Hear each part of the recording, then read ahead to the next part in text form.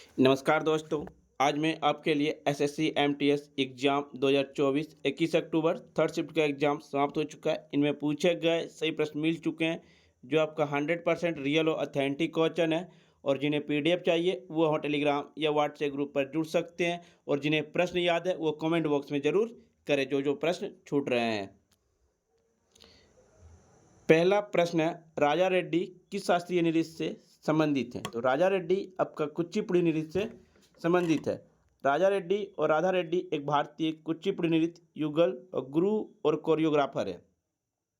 उन्होंने नई दिल्ली में कुचिपुड़ी नृत्य के नाट्य तरंगिणी संस्था की स्थापना और संचालन किया। कला के क्षेत्र में उनकी सेवाओं के लिए भारत सरकार ने उन्हें पद्मश्री पद्म भूषण पुरस्कार से सम्मानित किया है। कुचिपुड़ी आंध्र प्रदेश के राज्य के लिए शास्त्रीय नृत्य है।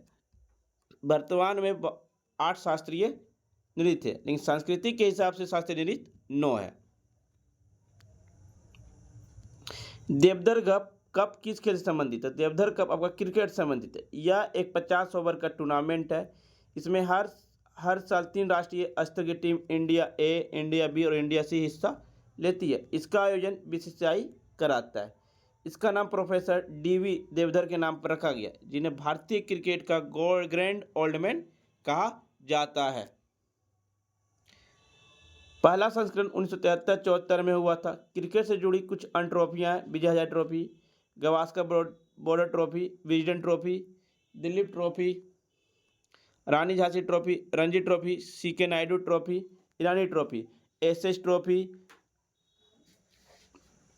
फुटबॉल संबंधित ट्रॉफियाँ: Durand cup, federation cup, Santosh trophy, Subroto cup, I league, Indian super league. Tennis से संबंधित है: Davis cup, Australian open, French open, विल्डन।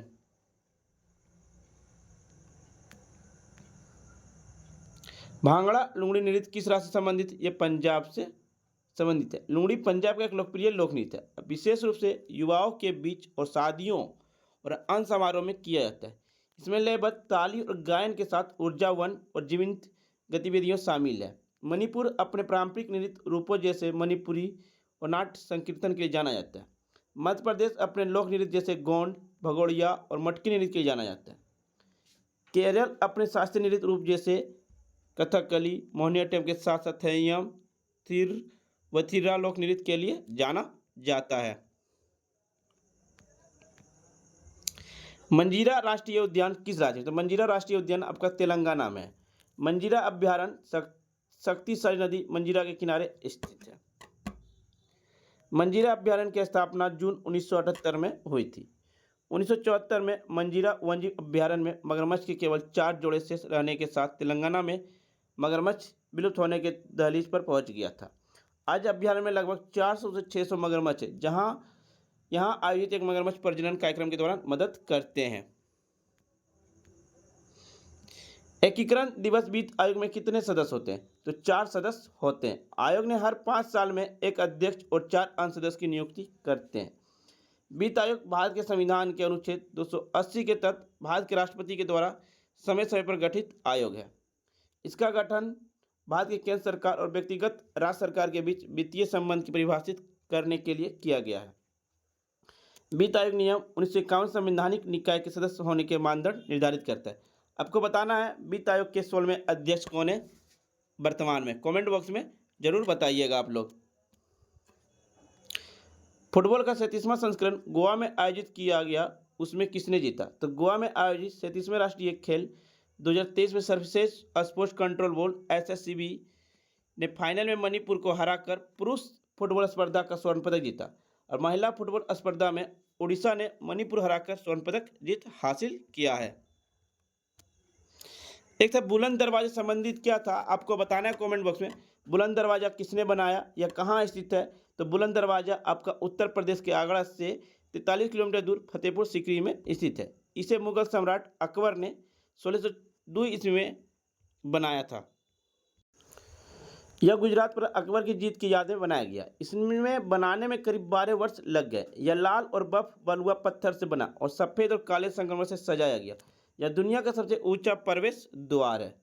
यह फारसी और भारतीय वास्तुकला का मिश्रण है। बुलंद दरवाजा का निर्माण गुजरात पर सम्राट अकबर की जीत के उपलक्ष्य में अकबर ने बनाया था। बादशाह अकबर के 9 रत्न बीरबल का वास्तविक नाम महेश दास दरबारी विदूषक थे। मियाँ तानसेन तन्ना मिश्रा नाम था इनका, दरबारी गायक थे। अबुल फजल कालक्रम विशेषक जिन्होंने आईने अकबरी किताब लिखी थी। फैजी दरबारी कवि थे।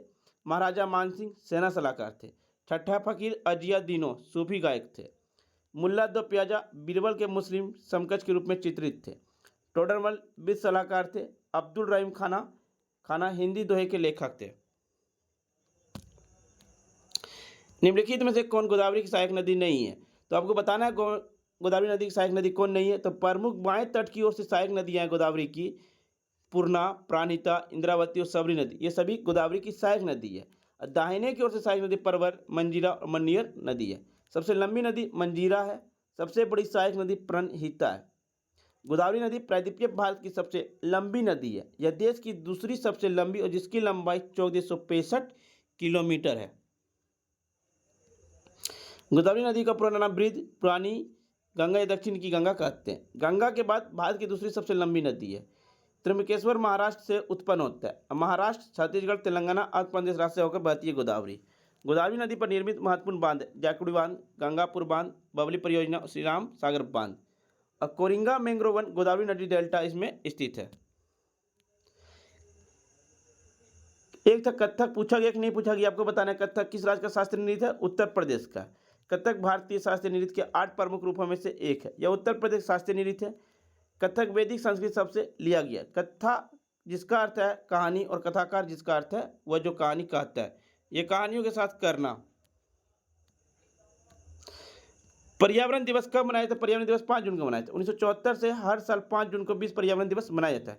इसका आदर्श वाक्य सरकार, व्यवसाय, महसूल, हस्तियों और नागरिकों को एक दबाव वाले पर्यावरणीय मुद्दे पर अपने प्रयासी पर ध्यान केंद्रित करने के शामिल करना। विश्व पर्यावरण दिवस 2020 का राष्ट्रीय विषय प्रकृति के लिए समय है। विश्व पर्यावरण दिवस 2021 के विश्व पारिस्थितिकी तंत्र की बहाली। पाकिस्तान इस वर्ष 2021 के संयुक्त राष्ट्र पर्यावरण कार्यक्रम सहयोग में दिन की मेजबानी करता है। विश्व पर्यावरण दिवस 2022 की थीम केवल एक पृथ्वी। विश्व पर्यावरण दिवस 2023 की थीम बीट प्लास्टिक पोल्यूशन। 1 जून को विश्व दुग्ध दिवस, ग्लोबल पेरेंट्स दिवस। 4 जून को आक्रामकता का शिकार हुए मासूम बच्चों का अंतर्राष्ट्रीय दिवस। 5 जून को विश्व पर्यावरण दिवस। 7 जून को विश्व खाद्य सुरक्षा दिवस। 12 जून को विश्व बाल निषेध दिवस। 14 जून को विश्व रक्तदाता दिवस।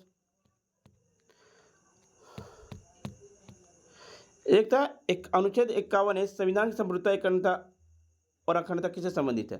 तो अनुच्छेद 51C के मुताबिक भारत के हर नागरिक को यह कर्तव्य कि भारत की संप्रभुता, एकता और अखंडता को बनाए रखे और उसकी रक्षा करे। संविधान के भाग 4 में मौलिक कर्तव्य को शामिल किया गया। इसे 42वां संविधान संशोधन 1976 के जरिए मौलिक कर्तव्य को शामिल किया गया। लेकिन मौलिक कर्तव्य को लागू कब से किया गया? 1977 में लागू किया गया था। ये 42वें संविधान संशोधन के समय भारत के प्रधानमंत्री कौन थे? श्रीमती इंदिरा गांधी थी। राष्ट्रपति फखरुद्दीन अली अहमद थे। मूल संविधान में मौलिक कर्तव्य कितने थे? तो 0 थे। वर्तमान में मौलिक कर्तव्य कितने? 11। 86वां संविधान संशोधन द्वारा 2002 में 11वां मौलिक कर्तव्य को जोड़ा गया। मौलिक कर्तव्य वैधानिक कर्तव्य और कानून द्वारा परिवर्तनीय है। मौलिक अधिकार को शामिल करने का पीछे का मकसद नागरिकों को दायित्व पर जोर देना था। एक तो माइक्रो फाइनेंस किस बैंक के अंतर्गत आता है? तो भारतीय स्टेट बैंक, बंधन बैंक, सेवा सहकारी बैंक भारत में माइक्रो फाइनेंस की अग्रणी संस्था है। माइक्रो फाइनेंस इंस्टीट्यूट को लोन देता है और देश में लगभग सभी क्षेत्रों में माइक्रो फाइनेंस पार्टनर रखता है।